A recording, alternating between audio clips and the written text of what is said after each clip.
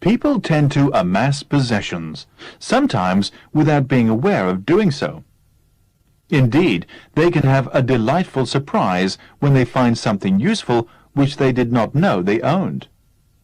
Those who never have to move house become indiscriminate collectors of what can only be described as clutter. They leave unwanted objects in drawers, cupboards, and attics for years, in the belief that they may one day need just those very things. As they grow old, people also accumulate belongings for two other reasons: lack of physical and mental energy, both of which are essential in turning out and throwing away, and sentiment.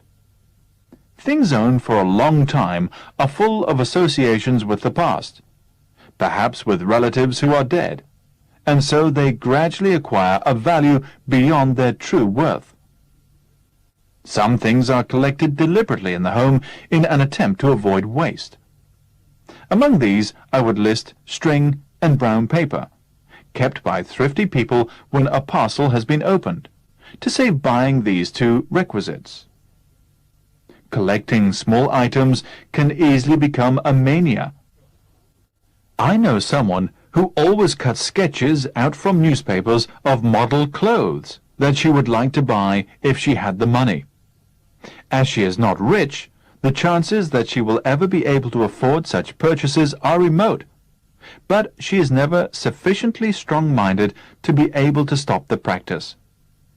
It is a harmless habit, but it litters up her desk to such an extent that every time she opens it, loose bits of paper fall out in every direction. Collecting as a serious hobby is quite different and has many advantages.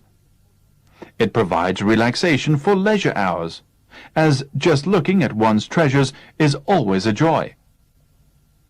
One does not have to go outside for amusement, since the collection is housed at home.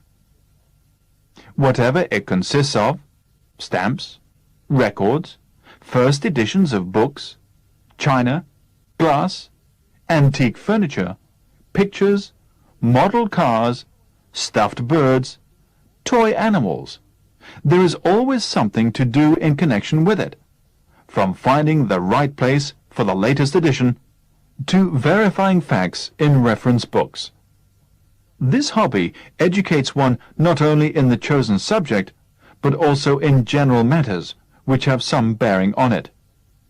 There are also other benefits.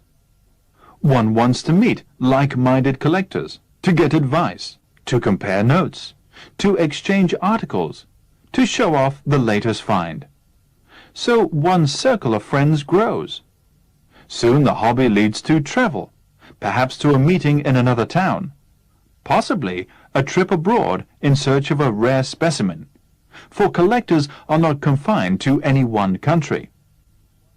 Over the years, one may well become an authority on one's hobby, and will very probably be asked to give informal talks to little gatherings, and then, if successful, to larger audiences.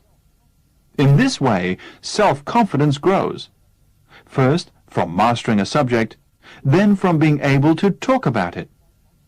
Collecting, by occupying spare time so constructively, makes a person contented, with no time for boredom.